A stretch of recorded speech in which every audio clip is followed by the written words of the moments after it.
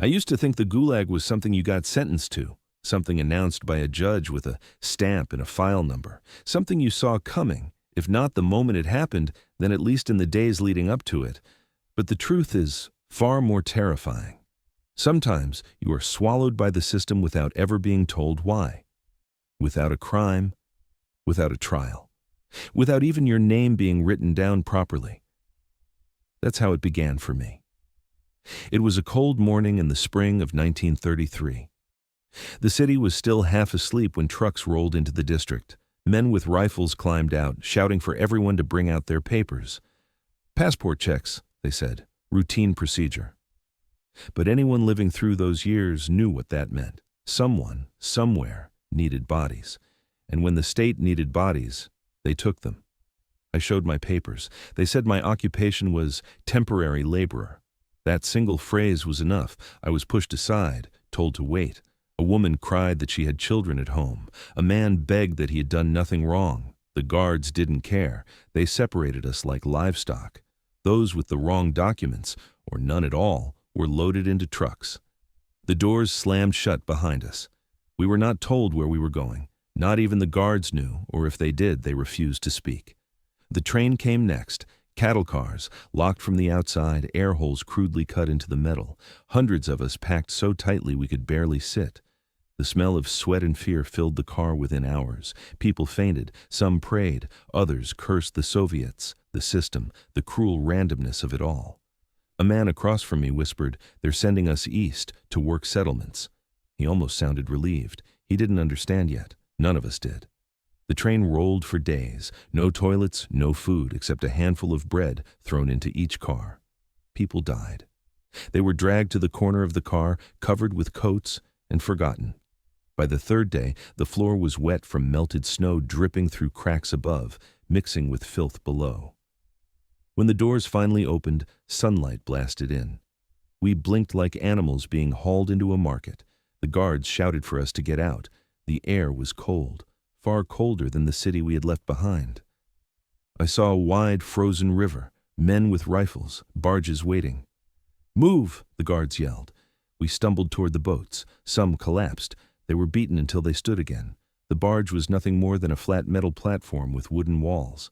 They crammed hundreds of us onto it until we were shoulder to shoulder. A guard on the deck shouted, "You're going to a new settlement. You will build your homes, clear land, start fresh." It sounded almost hopeful, if you didn't listen to the tone of his voice or the laughter of the other guards behind him. We drifted down the river for hours. Snow fell lightly, melting as soon as it touched the metal floor. The wind bit at our faces. A woman beside me shivered so violently her teeth clattered like stones. A young man took off his coat and wrapped it around her. A guard hit him for the act. "Keep your things." We passed villages where people watched silently from the shore. They didn't wave, they didn't shout. They only stared. And I'll never forget the expression in their eyes. Pity. Real, unmistakable pity. That's when I began to understand that whatever awaited us was not a work camp, not in the way gulags were normally spoken of, whispered about, feared. This was something else, something worse. Hours later, the barges slowed. The guards shouted. We drifted toward a small island in the middle of the river, bare, flat, stripped of trees. No buildings, no smoke, no signs of tools, huts, or any form of settlement. Just mud, snow, and wind.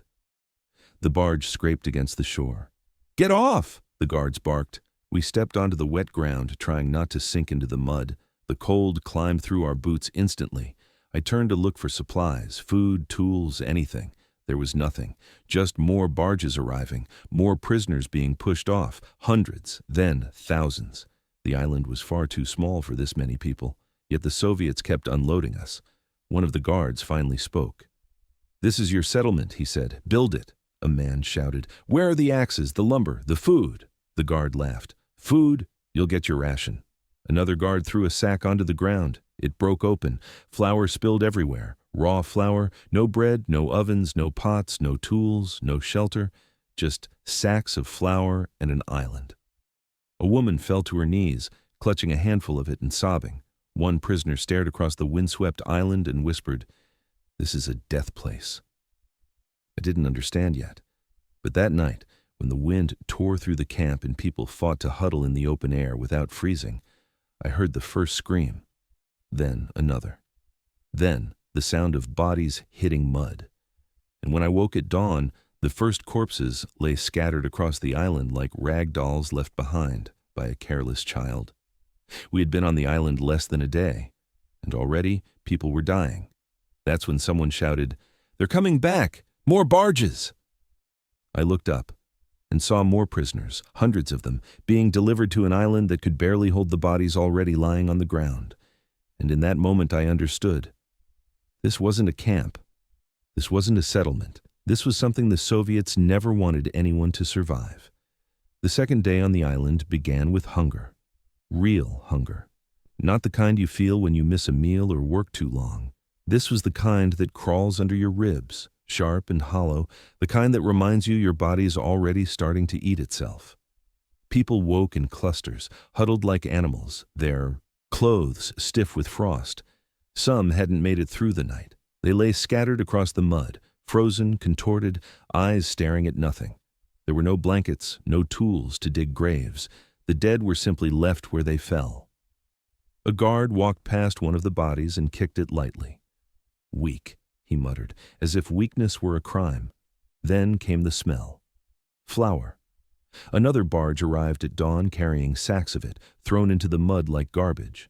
Guards tossed the sacks onto the ground with no order, no system. People surged toward them instantly. The guards fired into the air. "Form a line," they shouted. But there was no line. There couldn't be. Thousands of starving, freezing people pressed forward in a desperate wave. Men shoved, women clawed, children were trampled underfoot. The guards beat people back with rifle butts, but the crowd only grew more frantic. Flour covered the ground in white clouds as sacks split open. It mixed with mud and snow until the shore looked like a battlefield dusted with ash. Someone grabbed a handful and shoved it into his mouth. A guard struck him. The man fell face first, choking on the paste forming in his throat. He didn't get back up. The guards didn't check. I crouched and scooped a little flour into my hands. The texture was powdery, dry, sour. There was no way to cook it, no pots, no fire, no tools. People mixed it in dirty caps, in damp cloth, in frozen palms. Some poured river water into their hands and swallowed mushy lumps. The flour turned to glue in the throat. People gagged, coughed, vomited. Some choked to death. The guards didn't care. They shouted for order, but what they really wanted was control. If we were fighting for flour, we weren't fighting them. By midday, the island had changed. The crowd was no longer one mass. It had split into small, vicious groups. Men with strong arms and harder hearts took control of the flour. They formed gangs, guarding sacks with sharpened sticks and pieces of scrap metal. A man approached one of these groups. "Please," he said, "my daughter, she needs—" A gang member hit him across the face with a broken oar. The man fell, clutching his bleeding mouth. The gang laughed and shoved him aside. This wasn't a settlement, it was a feeding frenzy. People stumbled along the riverbanks, coughing flour paste, vomiting water, collapsing from dysentery and cold.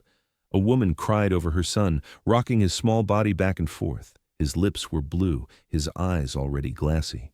She tried to give him more flour. He couldn't swallow. Guards on the banks shouted for us to organize by brigades, but it was pointless. Some prisoners clung to the idea of order. Most had already abandoned it. Hunger strips away civility faster than cold strips flesh. Toward afternoon, a man collapsed near where I stood. He was young, too young, barely 17. His breathing was shallow. His hands shook as he tried to scoop flour from the ground. Someone stepped over him. Someone else kicked him. I knelt beside him. "Don't eat it raw," I said softly. "It'll choke you." His eyes fluttered open. I can't feel my hands." "Neither can I." He coughed, and a puff of flour rose from his lips like smoke. By evening, he was dead. The island was turning white, part snow, part flour, part frost-covered corpses. As night approached, people tried to build shelter from branches and torn clothing, but the wind shredded everything. Some dug shallow pits in the mud and curled inside, hoping the earth might hold heat. It didn't. I watched the guards from a distance. They stayed warm, wearing heavy coats, eating rations from metal tins, drinking hot water. They looked at us like we were already dead. One guard nudged another and said, "We should have dumped half of them in the water on the way. Would have been easier." The other guard laughed quietly. It was clear now. We weren't meant to survive. This island wasn't a mistake. It was a disposal ground masquerading as a settlement. Around midnight, as the temperature dropped, someone started screaming, not from hunger, from terror. I ran toward the sound, stumbling through the mud. A group of people formed a circle around something lying on the ground. A woman sobbed uncontrollably, clutching the shoulders of a man sprawled out before her. His hands were gone, cut clean. Blood covered the snow in dark patches. Someone whispered, "Gangs did it. He tried to steal flour." Another voice said, "No. Look at the cuts. They're straight, like from a knife." Who has a knife? We all knew the answer. The guards. But they would never admit it. The woman cradled the man's head and screamed again, her voice cracking through the night. The guards didn't come. They didn't even look. The crowd backed away slowly, whispering, cold breath rising like ghosts. I knelt beside the man. His chest was barely rising. His mouth moved. I leaned closer. They said we were being moved to work.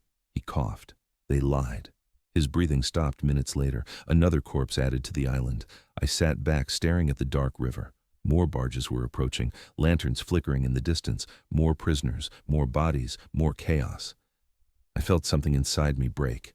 A thought I hoped would never be true. This island wasn't failing. It was doing exactly what it was designed to do. And as the barges came closer, carrying hundreds more terrified souls, I realized that tomorrow, the flour wouldn't be the worst thing we fought over. Tomorrow, the real horror would begin, because hunger was no longer our greatest enemy. People were. By the third day, the island stopped feeling like an island. It felt like a trap, a pit, a place designed so that the only way out was to die. The flour distribution had already turned us against each other. But now something worse was happening. People were learning that survival meant choosing not just who lived, but who died. It began before sunrise, when the wind had quieted for once and the river lay still under a layer of mist. I woke shivering, my back aching from sleeping on bare ground. All around me, bodies lay frozen in twisted shapes. Some died silently in the night. Some curled up and never opened their eyes again. But some were missing parts. A man next to me whispered, "Don't look at the legs, don't look at the arms." Of course I looked. A young woman's body lay half buried in the mud. Her feet were gone, cut clean at the ankles. Someone had covered her face with a cloth, as if trying to show respect for the dead even while stealing from her. I turned away, stomach churning. "These were the gangs," someone whispered behind me. "They wait for the weak ones. They hunt at night." Hunt? That word sank deep, colder than the river wind. When the guards brought flour again, everything collapsed. They didn't distribute it anymore. They simply hurled sacks into the mud and stepped back. People lunged, clawing at the bags like wild animals. The stronger gangs, already formed from criminals and ex-soldiers, attacked first. They swung sticks, metal scraps, anything sharp. I saw a boy, no older than 15, grab a handful of flour from a torn sack. A man twice his size kicked him so hard he slid across the ground. The boy coughed, curling into a ball. His attacker didn't even look down. He just bent and scooped the flour for himself. One of the guards laughed. "Let them sort it out on their own." "Better they kill each other than we do it," another said. They turned their backs while fists flew. Ribs broke, teeth shattered. I saw a man pick up a stone and smash someone's fingers just to pry a flour-soaked cloth from his grip. I saw a pregnant woman knocked unconscious, her face sinking into flour-stained mud. I saw people drink river water thick with dirt and swallow raw paste that swelled in their stomachs and made them vomit until blood came. And behind it all, the gangs grew stronger. By afternoon, one gang, led by a tall ex-criminal named Karpov, had taken control of nearly all the flour. They patrolled between makeshift shelters, beating or killing anyone who got too close. Karpov walked around with a belt tied around his forehead, some kind of symbol of command. He carried a sharpened stick and a thin knife, a real one, metal. It must have come from a guard. He didn't hide it. He showed it proudly. His group had meat, not flour, not fish, not animal meat. Meat. I didn't understand at first, not until a woman ran up to our group crying, "They took my sister. She was still breathing. She was still breathing." She collapsed before finishing. That night, the truth spread across the island like wildfire. The gangs weren't just attacking. They were eating. Not corpses. People. The narrator in me wanted to deny it. The human in me wanted to vomit. But the survivor in me knew immediately it was true. I had seen the cuts on bodies. Clean, surgical. I had seen men carrying strips of something wrapped in cloth. And people were vanishing too quickly for starvation alone to explain. As the sun set, flames from makeshift fires rose from the far end of the island. Gangs huddled around them, cooking something that smelled wrong, burnt, oily, metallic. Smoke mixed with the river fog drifting over us like a dark omen. A man near me whispered, "This is it. This is why the Soviets hid this place for 70 years, not because people died, because of what they made us become." I didn't want to believe him. But then the screams started. A group of prisoners ran past us, chased by Karpov's men. They tackled one man to the mud and beat him until he stopped moving. They dragged his body away, ignoring the guards entirely. The guards pretended not to see. They weren't stopping the gangs. They were letting them clean the island for them. One less mouth to feed, one less settler to manage. I watched one of Karpov's men disappear into the forested edge of the island, carrying something wrapped tightly in torn clothing. The cloth stained dark, dripping. That was when I understood what this island really was. It wasn't just a settlement. It wasn't a camp. It wasn't even a prison. It was a place to erase people, to erase us from records, from statistics, from memory, from history. And the violence wasn't a failure of the system. It was the method. The guards wanted the gangs to do their work. Hunger made us weapons. Desperation made us executioners. Cold made us corpses. And the Soviets' hands stayed clean. Just before night fell, a faint voice carried over the wind. "They're coming again." I turned toward the river. Another barge, lanterns glowing like eyes in the dusk. More prisoners, more victims, more fuel for the island. But something was wrong this time. The barge wasn't slowing. It was drifting, drifting fast. People were screaming on the deck, not the screams of cold, the screams of terror. The guards ran to the shore, and as the barge spun closer, out of control, I finally saw what everyone on board was screaming about. The dead weren't lying down. They were standing, and they were fighting. When the drifting barge slammed against the island's shore, chaos exploded across the mud. People on board leapt off before it even stopped moving, crashing into the shallow water and scrambling toward land. The guards shouted orders. Some fired into the air. Others fired directly at the prisoners trying to escape the massive bodies falling from the deck. But the strangest part, the part that froze me where I stood, was that not everyone on the barge moved. Some of them stood completely still, faces blank, eyes wide, frozen upright like they had died standing and were held upright by nothing but cold and fear. Only when the living passengers shoved past them did their bodies finally topple over like stiff logs. Those who were alive clawed at the shore, dragging themselves toward whatever slim chance the island offered. The dead toppled beside them with hollow thuds. The guards cursed, hitting the bodies with rifle butts, trying to clear a path. "Back! Back!" they shouted. One guard grabbed a man trying to flee the crowd and shoved him into the mud. "You leave the barge when we say you leave it." But the prisoners didn't listen. They had seen too much. They were terrified. The river had become a coffin, and the island was at least a larger coffin with air. Some tried to swim past the shoreline. That was when the guards opened fire. Bullets cracked over the water, hitting the surface with soft splashes. The swimmers kicked harder, but the current was brutal. The Ob River looks gentle from a distance, but in the spring thaw it becomes a snake, fast, cold, merciless. Bodies bobbed to the surface. Some sank immediately. A woman screamed after her husband as he vanished under the current. She almost jumped in after him, but someone grabbed her wrist and dragged her back. "No!" the person shouted. "The river kills faster than hunger." The guards didn't try to save the drowning, not one. They just paced along the shore, rifles raised, shooting anyone who swam too far or came too close to their boats. But still, people tried. Hundreds of them. The island felt like death. But the river still meant the word escape. even if escape was only a fantasy.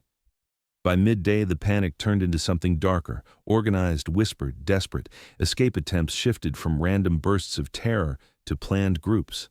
Men who had once fought each other for flour now joined hands to build rafts from logs and branches stripped from the sparse forest at the edge of the island.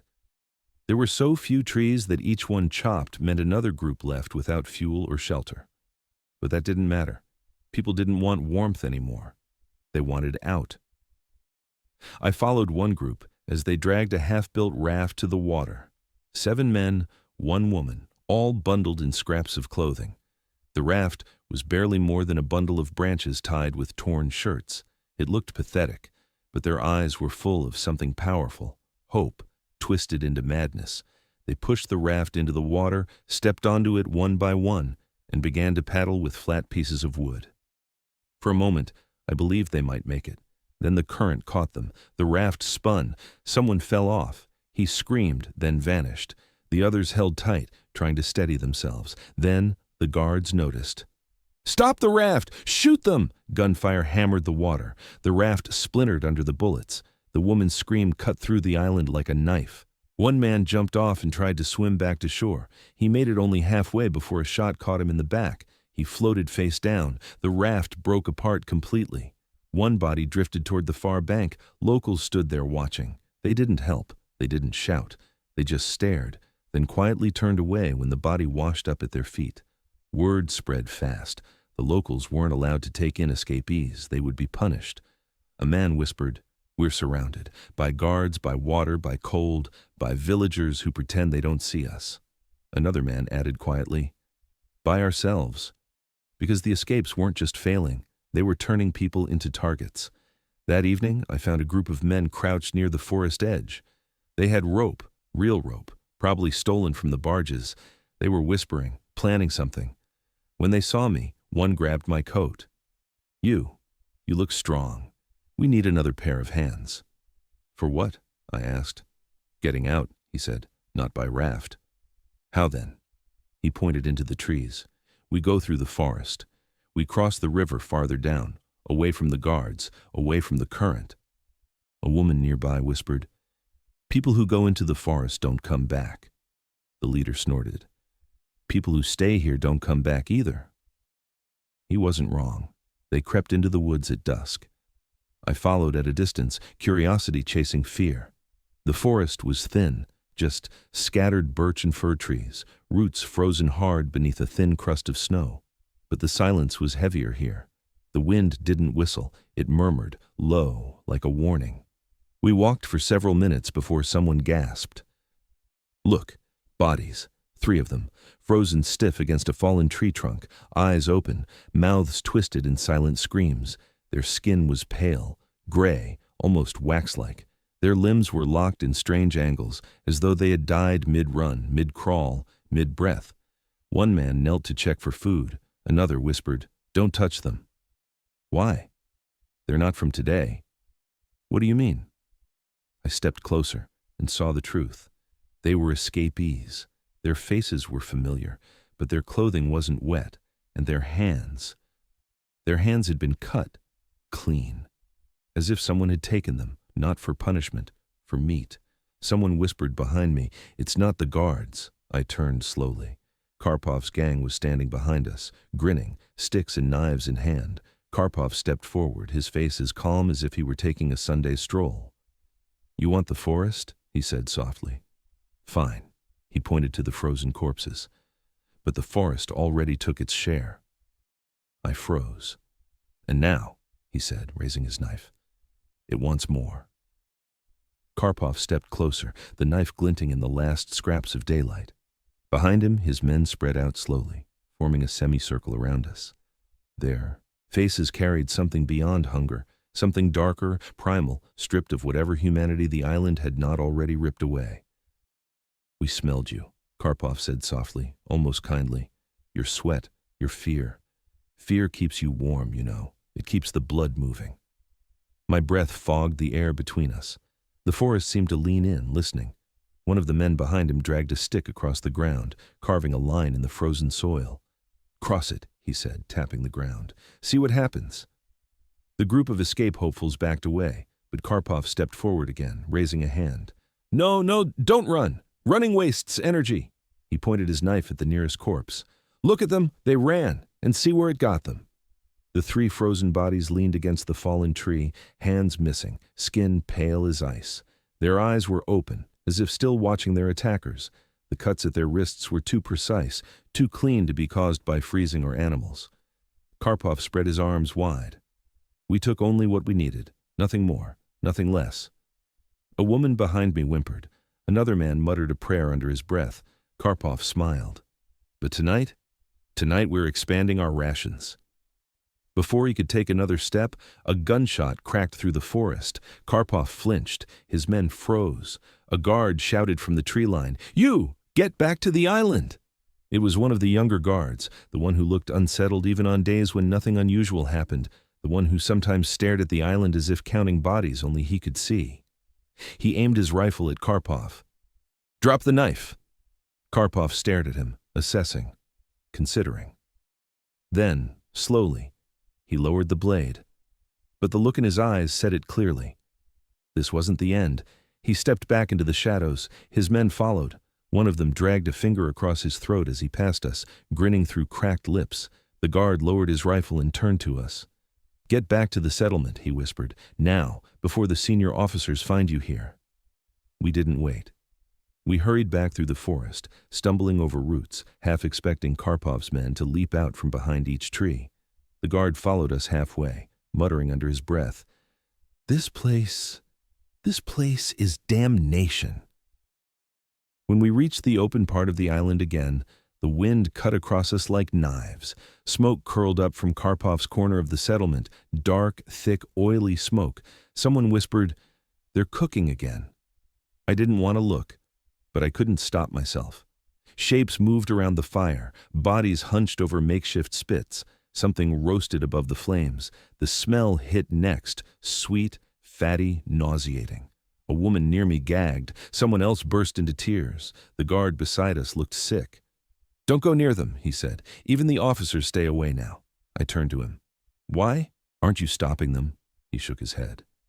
"Orders. The island must manage itself. We only intervene if the gangs threaten the supply lines." The supply lines. Not the prisoners, not the corpses, just the flour. I felt my heart sink deeper into my chest. By nightfall, the cold had worsened. People huddled in circles sharing scraps of blown flour, water, or warmth from bodies not yet dead. Those too weak to move froze where they lay. The screams began shortly after midnight, not from Karpov's gang, from the other end of the island. I sat up instantly. A voice cut through the darkness. "They're here! They're here!" People scrambled. Some stood. Some crawled. Some simply shook in their bundles of clothing. The cries grew louder, closer. I ran toward the noise. Others followed, driven by terror rather than bravery. Near the riverbank, torches flickered. Shadows swayed wildly on the mud. When we reached the crowd, I pushed through the bodies until I saw what had caused the panic. It was a corpse, a man, frozen stiff, standing, not lying, standing upright in the mud, leaning slightly forward as if in motion when the cold had seized him. His eyes were wide, staring at something that wasn't there anymore. His hands were missing, his cheeks were missing, the flesh was cut clean. Someone said, "It's them, the gangs. They did this." But another whispered quietly, "No, look at the footprints." I looked down. The tracks around the corpse didn't come from Karpov's side of the island. They came from the water, from the river, as if the body had washed ashore and stood up. A man beside me shook his head vigorously. "That's impossible. Bodies don't stand. They freeze in whatever shape they fall." Another pointed with shaking fingers. "Then how do you explain that?" We followed his gaze. 10 meters away, a second body, standing, frozen, missing pieces. Someone gasped. "They're washing onto the island." And then a woman screamed. Not far from the shoreline, another figure was emerging from the river, slowly rising from the water as if pulled up by invisible hands. Its skin glistened with ice. Its hair hung stiffly. Its face was mostly gone. Cut, taken. The figure took a step, then another, then a third. Someone near me whispered, It's the ones who tried to escape. The ones the gangs left in the forest. The river brought them back. I stepped back, heart hammering. The river wasn't letting them go. The island wasn't letting us go. The Soviets had created a hell that consumed every part of you, and even death wasn't guaranteed escape. Someone shouted, "Run!" But before we could move, another figure rose from the water, and another, shivering, stiff, standing, staring. By dawn, the riverbank was lined with bodies, not lying, standing, frozen upright, as if some cruel sculptor had dragged them from the depths and positioned them like warnings. Their empty eyes stared across the island, through the smoke and the frost and the starving crowds. Their limbs were stiff, posed awkwardly, bent in ways that suggested terror at the moment the cold took them. Some were missing cheeks, some were missing hands, some had deep slices across their chests, but all of them faced the same direction, toward us. I didn't know if it was the river doing it, the gang doing it, or simply the madness of the island shaping the dead. But people around me were breaking. A woman fell to her knees in the mud, sobbing until the cold silenced her. A young man began laughing hysterically, clutching his hair as if trying to rip out the horror. A guard finally called out, "Form groups! Do not approach the shoreline!" His voice cracked on the last word. Even he was terrified. For hours, no one moved toward the river, not even Karpov's gang. They huddled near their fires, sharpening blades, watching the water with wide pupils. People whispered, "The dead are coming back. The cold is angry. They're warnings. It's punishment. No, it's hunger.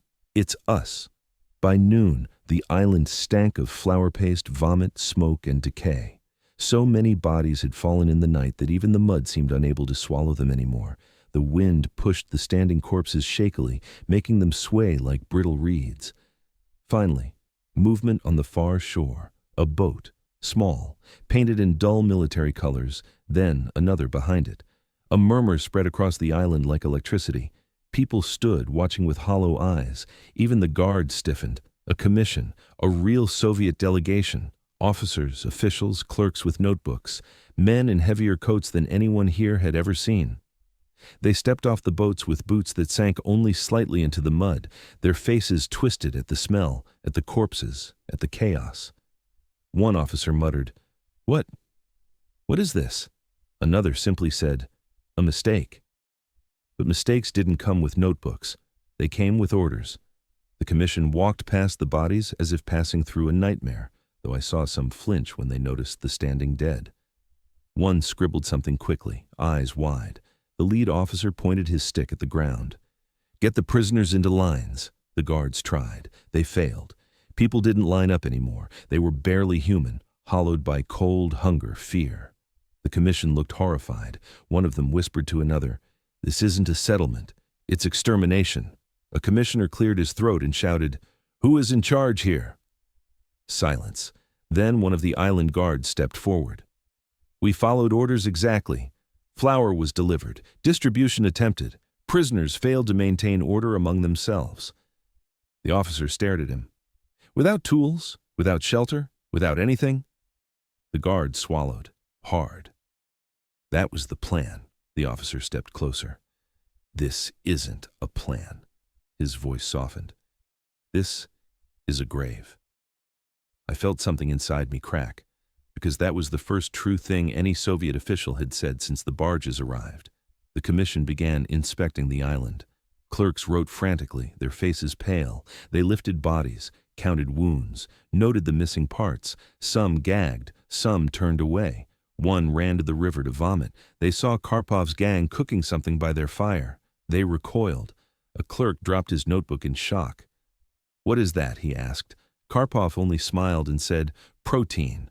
The officer shouted, "You are all to be separated, immediately." Panic surged across the island. Everyone knew what separation meant. Some would live, some would die. Some would be moved. Some would simply vanish into the mud with the others. The guards began pulling people apart. Strong ones to one side, weak ones to another, children to a third, the dying to the riverbank. I was shoved toward the workable line. Beside me, a man collapsed. A guard kicked him to see if he'd rise. He didn't. They dragged him to the dead pile, even though I could see his chest still rising faintly. "This is a mistake," I whispered. No, someone beside me said. This is exactly what they want. The commission ordered the weakest to be loaded onto barges for medical evaluation. Everyone knew what that meant. Men carried limp bodies like sacks of flour. Some screamed as they were thrown on board. Others didn't move at all. Karpov fought when they tried to separate his gang. He slashed at a guard and was beaten until he couldn't stand. His men scattered like rats. Some were shot, some surrendered. Some ran into the woods and vanished. As the sun set, the commission gathered near the river. An officer said loudly, "This island must be cleared, immediately. We cannot let Moscow see this." The clerk beside him hesitated. "What about the bodies?" The officer shook his head. "Leave them, there are too many." Another murmured, "This place must never be mentioned again." Most of the island was being divided, transported, or abandoned, and I was being herded toward a boat with the workable survivors. A guard pushed me forward. "Get on. Your new settlement needs workers." My stomach twisted. Another settlement, another experiment, another death ground. As I stepped onto the barge, I looked back at the island, covered in smoke, bodies, and shadows. The river wind howled through the standing dead, and then a scream. From the forest, high, piercing, familiar. It was one of the men who had escaped yesterday. He burst out of the tree line, stumbling, bleeding, eyes wide with terror. Behind him, something moved, something human-sized, something fast, and as the barge began to drift away, I realized the island wasn't the only thing the Soviets wanted to hide. Something else lived there, something the commission never wrote down, something that followed us. The barge drifted away from Nazino Island so slowly, it felt like the river itself didn't want us to leave. The wind blew across the deck, carrying with it the smell of smoke, death, and the faint echoes of screams fading behind us. I stood packed between other workable survivors, if you could call us that. Half of us could barely stand. Some leaned on others just to stay upright. Our faces were hollow, our limbs thin, our clothes nothing but rags stiff with frost and mud. A guard walked along the edge of the boat, rifle slung lazily over his shoulder, pretending the island behind us didn't exist. His boots crunched on the icy deck. He stopped near me and muttered, "Forward. Don't look back." But I did.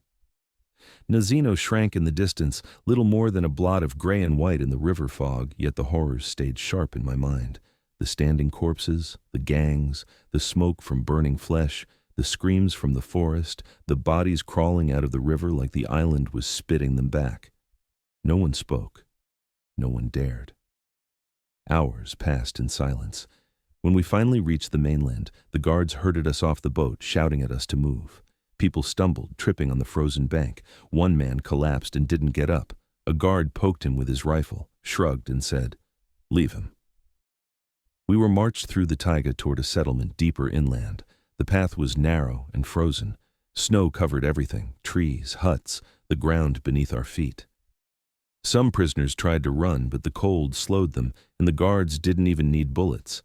They simply watched as the forest took the runners one by one. The settlement wasn't any better than the island. Wooden barracks without heat, floors covered in dirt, no proper medical care, no real food, just more flour. The Soviets called it a rehabilitation point. We called it another graveyard. The guards separated us again, this time into categories. Those who could cut wood, those who could dig trenches, those who could carry loads, and those who were deemed unfit. The unfit were dragged to a barn and left there. No one saw them again. I was assigned to the logging brigade. We worked with blunt axes, tools so dull they tore wood instead of cutting it. Our boots soaked through instantly. Our fingers turned numb before midday. The forest echoed with the sound of axes hitting trees and bodies hitting ground.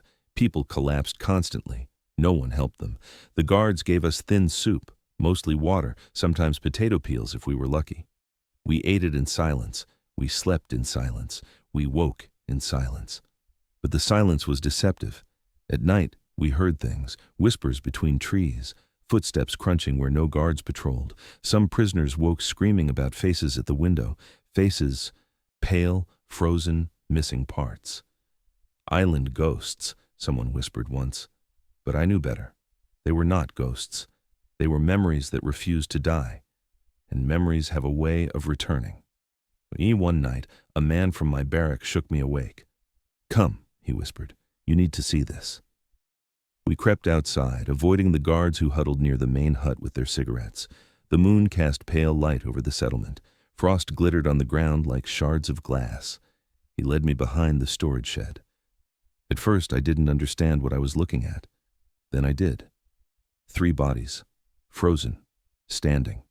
Just like on the island, their hands were missing. Their skin had marks, sharp, clean cuts where flesh had been stripped. Their eyes stared at the settlement with glassy intensity. "These were escapees from 2 days ago," the man whispered. "They tried to run into the forest. Guards said wolves got them." My throat tightened. "Wolves don't do this." "No," he said quietly. "Men do." I looked around. The cuts, the stance, the missing flesh. This wasn't the forest. This wasn't animals. This was the gangs. The gangs who'd been separated on the island, scattered, beaten, some taken on barges, some left behind. But not all of them.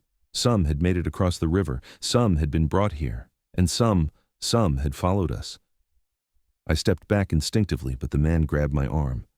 "There's more," he whispered. "Come." He dragged me behind another hut, and there, half buried in the snow, lay something that made my blood turn to ice. A strip of cloth, stained dark, wrapped around a bone, a human bone, a femur, gnawed. I staggered backward. No, this is impossible." He shook his head slowly. Impossible was the island.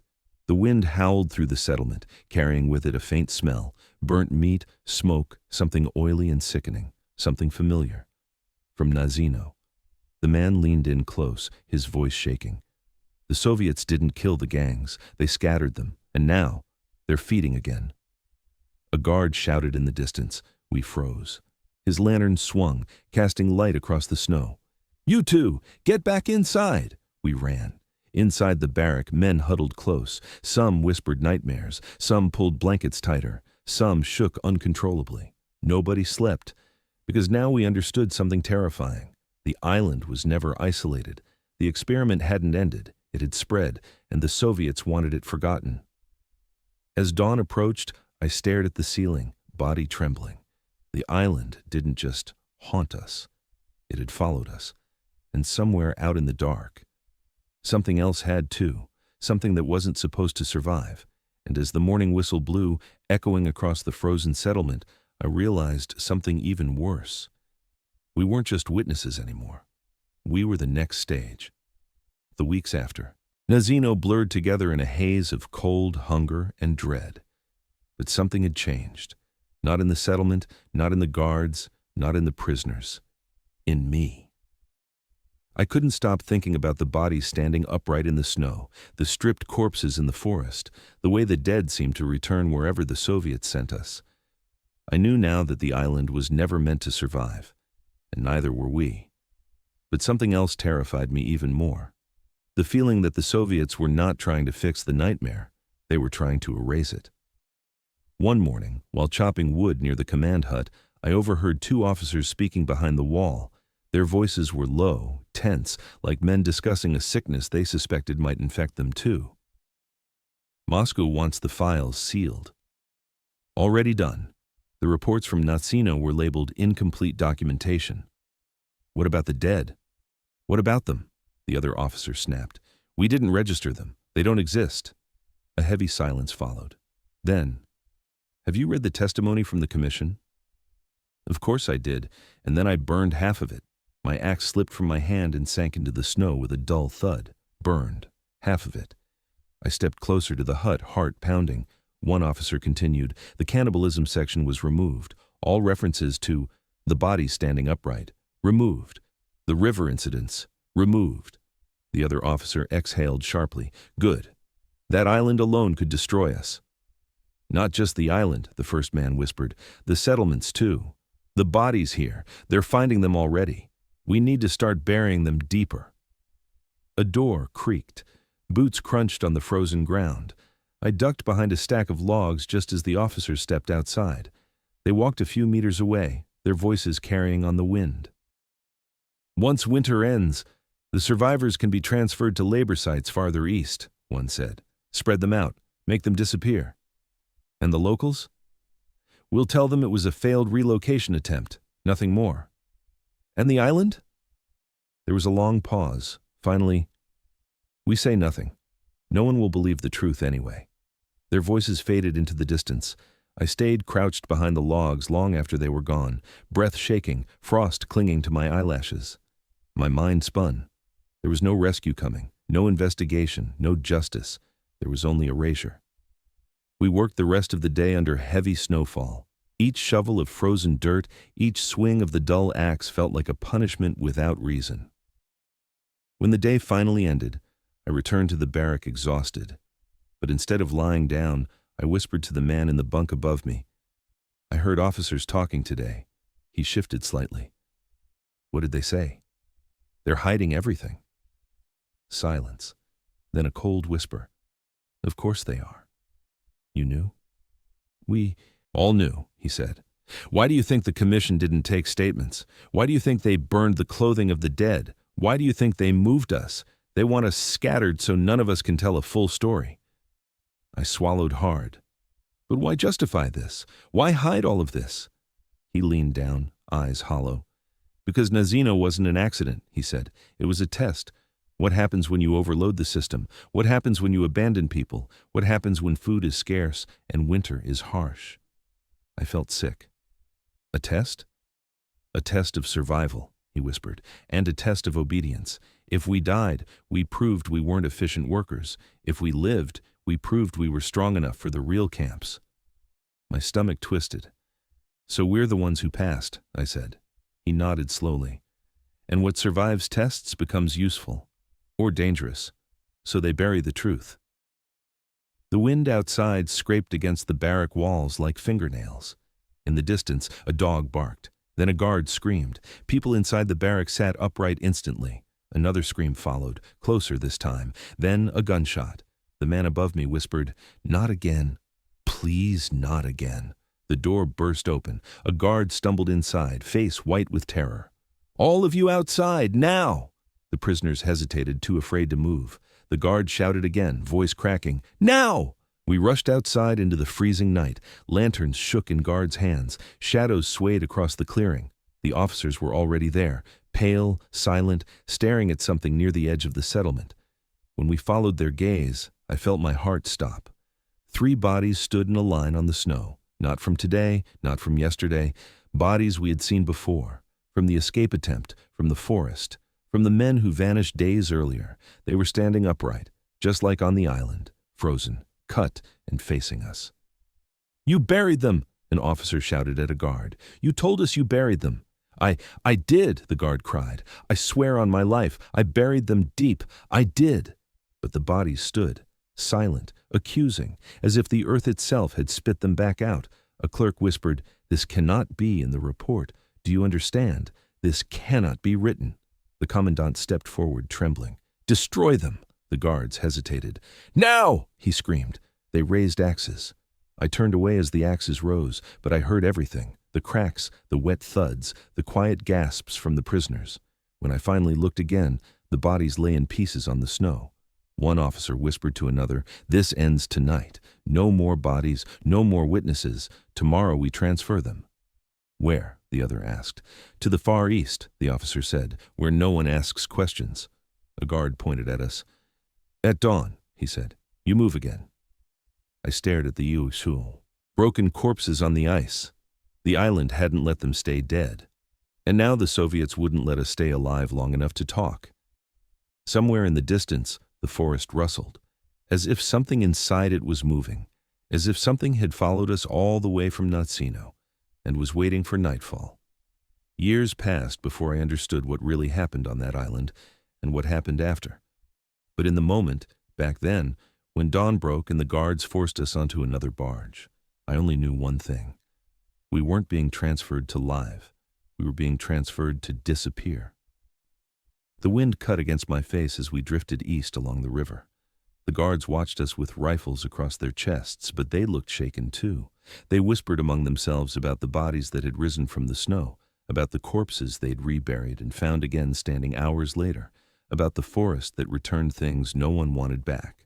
No one said the word haunted, but they all thought it. Prisoners huddled together on the deck, staring down at the icy water, afraid it might bring more corpses to the surface, but the river stayed silent. For once. When we reached the next settlement, the guards hurried us inside primitive barracks and ordered us not to speak. The officers argued outside, their voices harsh and clipped. No one must mention Nacino. Do you understand what we saw, what we did? The report is sealed. We move on. It won't stay sealed. It will, if all witnesses are scattered. And that was the plan. We were scattered across Siberia like ash, hundreds of us sent to different work sites, different towns, different prisons. Some lasted weeks, some lasted days, some disappeared during transport. The Soviets didn't care. They wanted to break the chain of memory, to make sure no single survivor could tell the full story. I was sent to a labor colony deep in the taiga. The work was worse than anything before, felling trees in 40 degrees, carrying logs heavier than bodies, eating soup so thin I could see the bottom of the bowl through it. But I survived. Barely. Most didn't. Every few weeks, rumors reached us. Rumors of bodies found in the forest standing upright. Rumors of teams sent to search the riverbanks. Rumors of guards disappearing at night. Some said it was wolves. Others said it was escaped cannibals from Nazino. A few, only a few, whispered that the island was cursed, that those who died there could not rest, that the cold itself had taken notice. But I knew better. What followed us wasn't supernatural. It was memory, trauma, desperation. Men driven beyond hunger into madness, men shaped and sharpened by starvation until they were nothing but instinct. Men transformed into things the state refused to acknowledge. It wasn't ghosts. It was the consequences of leaving thousands to die like animals. Decades passed. Regimes changed. Winters came. And went. The camps shrank. Then dissolved. I aged. My hands stiffened. My back bent. But the island never left me. For almost half a century, Nazino was a whisper, spoken only in the darkest corners, between men who recognized that haunted look in each other's eyes. The Soviets erased reports, burned testimonies, silenced officers, relocated witnesses. Then, one day, everything changed. It was near the end of the 1980s. I was living quietly in a small village, surviving on a small pension, when a man knocked on my door. He wore a gray coat, glasses, and the expression of someone who had been digging in shadows for far too long. He introduced himself as a historian. "I'm searching for survivors," he said, "of an event that was hidden." My body went cold. What event? He hesitated, studying my face. The Nacino affair. I felt the room tilt. No one had said that word, Nacino, out loud to me in 40 years. He continued, "We found a file, a partial one, hidden in an archive in Tomsk, but parts are missing. Many parts. I'm looking for anyone who might know what happened." He opened his briefcase and pulled out a document, yellowed, brittle, stamped in bold red letters. "Top secret, to be filed separately report, number 14th, 1933, Special Settlement, Nazino." My knees weakened. I sat down without realizing. He handed me the report. Pages were burned, he said. Others were rewritten, names removed, whole paragraphs blacked out. I turned the brittle pages. I saw numbers, columns, deaths recorded but not explained. Flour distribution incomplete. Subject resisted. Environmental cause. Mismanagement. Unconfirmed cannibalism removed. Prisoners unable to adapt. Bodies recovered in irregular state. Expunged. Expunged. The truth wasn't lost. It was erased deliberately. The historian watched me carefully. We found testimonies, strange testimonies, about bodies standing upright, about the dead returning to the surface of the river, about structures that did not make sense. They sound unbelievable, but too many mention the same details. My hands trembled. "They weren't stories," I whispered. "They were warnings." He leaned forward. "What really happened there?" A cold wind swept through the house as if the island itself had been listening. I closed the report. "You want the truth?" I asked. "Yes." "You want what the Soviets hid for 70 years?" "Yes," he repeated, voice steady. I stared at the wall, and the past stared back. The island wasn't an accident, I said. It wasn't mismanagement. It was the system. It was everything the regime didn't want anyone to see. The hunger, the cruelty, the gangs, the cold, the dead. I paused. And something worse than the dead. The historian's eyes widened slightly. What do you mean? I opened my mouth to answer.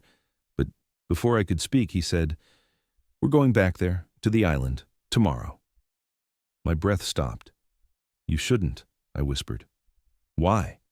I looked at him, really looked at him. You don't understand what Nazino does to the living. He swallowed hard. Will you come with us? The room fell silent. My heart pounded. Outside, a gust of wind rattled the window. It sounded like footsteps, slow, heavy, approaching. I felt the blood drain from my face. Don't go there, I whispered. Why not? He asked. Because I remembered those bodies standing in the snow. And I remembered something else. I remembered one face, one man, still walking, still searching, still hungry. Because something from that island never died. The historian stared at me, puzzled. What are you saying? I leaned forward, voice trembling. I'm saying that Nazino never stopped. And then, a knock at the door, soft, too soft. The historian froze. I froze. The knock came again and again, exactly the way it had sounded on the island, decades ago, slow, even, as if fingers no longer had warmth. The knock at the door echoed through my bones, not loud, not threatening, just steady, patient, the kind of knock someone makes when they know you're inside and know you will answer. For a moment, neither the historian nor I moved. The air in the room thickened until even breathing felt like a betrayal. I forced myself to stand, my joints aching with fear. The historian rose too, gripping his satchel with white knuckles. The knock came again. I whispered, Stay behind me. He nodded. My fingers trembled as I reached for the door. When I opened it, cold air swept in, sharp, biting, familiar. A figure stood just beyond the threshold, not a monster, not a ghost, a man. An old man in a worn coat, hunched, face-lined, beard white with frost. His eyes were small, sunken, and hauntingly familiar. It took me a few seconds to recognize him, a survivor, one of the prisoners from Nazino, or someone who had once been one. He stared at me, lips trembling as he whispered, You remember me. I swallowed hard. Yes. He stepped closer, and in the lantern light I saw the scars along his jaw, the missing fingers, the stiffness in his limbs. He had lived, but not well, not wholly. The island hadn't taken his life. It had taken his mind. He turned to the historian. You're going back, he said. The historian nodded. The old survivor shivered violently. Don't go at night. Don't go alone. And don't touch the earth where the bodies stand. The cold keeps things that were never meant to be kept. Then, without another word, he walked away into the darkness, his footsteps uneven, as if every bone in his body still remembered the island's hunger. The historian looked shaken. He was one of you? I nodded slowly. One of the few, one of the broken. What did he mean about the earth-keeping things? I didn't answer, because I wasn't sure myself. The next day, we traveled to the river by jeep, then by boat, a small vessel with an outboard motor that sounded too weak to challenge the Siberian wind. The historian brought notebooks, a camera, and a stack of archival copies. I brought nothing. What could I bring to a place like that except memory? The river looked different after so many years, but the current was the same, fast, cold, uncaring. As we neared the island, fog clung to the water like a veil. The trees leaned over the banks, their branches skeletal. The island emerged slowly, shapeless at first, then sharp as we drew near. The historian gasped, My God! The island was almost exactly as I remembered it, silent, flat, empty, waiting. We stepped onto the mud, our boots sinking a few centimeters. Snow crunched beneath the crusted soil. The historian took out his notebook and began scribbling, describing the landscape, marking coordinates. I walked forward slowly, feeling the weight of the past settle on my shoulders. Every step felt like waking an old wound. We reached a clearing, and I stopped. Bodies, not fresh, Not recent, just markers, wooden stakes, shallow mounds, bones half buried by decades of frost. The historian crouched beside a patch of earth. This must be one of the mass graves the commission described. I knew it was. I had seen men thrown there with my own eyes. He brushed dirt aside carefully with gloved hands. There are hundreds of these, maybe thousands. I nodded. The Soviet reports list only a fraction, he said. They hid all of this. The Soviets hid everything, I replied. They hid the flower chaos, the gangs, the cannibalism, the starvation, the failure. They hid their crimes behind paperwork. He looked up at me. And the bodies that stood upright? I froze, because there, several meters ahead near a dead birch tree, stood something. A shape, a silhouette. It was not a person, just a long dead stump twisted by the wind. But for a moment, the past twisted reality. I exhaled slowly, and the historian didn't notice the way my hands trembled. We walked deeper into the island, stepping over brittle bones and rusted metal scraps. The air grew colder as the sun dipped. Suddenly, the historian stopped. "What's that?" he asked. In the mud lay a strip of cloth, old, stained, frozen stiff. My heart lurched. It was the same kind of binding Karpov's gang had used, the same type of fabric torn from prison clothes, wrapped around stolen meat. The historian crouched. "Should I take it?" I shook my head sharply. "No, leave it. Not everything should be brought back." He hesitated, then stood. As the sun set, the temperature dropped fast. The fog rose off the river in thick sheets. The historian shivered. "We should head back," I said, but he didn't move. He stared into the fog, brow furrowed. "Do you hear that?" I went still. At first I heard nothing. Then footsteps, soft, slow, crunching lightly across the crusted snow, coming from the tree line. The historian whispered, "Someone's here." "No," I said quietly. "No one lives here." The footsteps grew louder, closer, steadier. My breath fogged the air. From behind the birch trees, a figure emerged. Tall, thin, wrong, its posture stiff, its movements jerky, its clothes ragged, its hands missing fingers. The historian stumbled backward. "My God, is that—" I grabbed his arm. "Do not run." The figure stopped, its head tilted. Then a second figure appeared behind it, then a third, all silent, all facing us. The historian's voice cracked. "They're leftovers," I whispered. "Echoes, survivors who never left, or pieces of them." He turned to me, terrified. "The Soviets hid this?" "They had to, because if the truth came out," I swallowed, "it wouldn't just expose one island." The figures stepped closer, slow, heavy, hungry. "It would expose the whole system." The historian dropped his notebook. We need to go." "Yes," I said, pulling him toward the boat, "before the island remembers us too." As we ran through the mud, the figures followed, silent, relentless, as if bound to the island by hunger and memory alone. We reached the boat and pushed off just as one figure stepped into the water and stood, unmoving, watching. The historian sobbed. "They locked this away for 70 years. "They had to," I said, staring at the receding shapes, "because what happened here wasn't a mistake." I looked one last time at Nazino Island, the place that devoured thousands and kept their shadows alive. "It was the truth about the Gulag," I whispered, "stripped bare. The river carried us away, leaving the island to its dead. And at last, after 70 years, the story was out."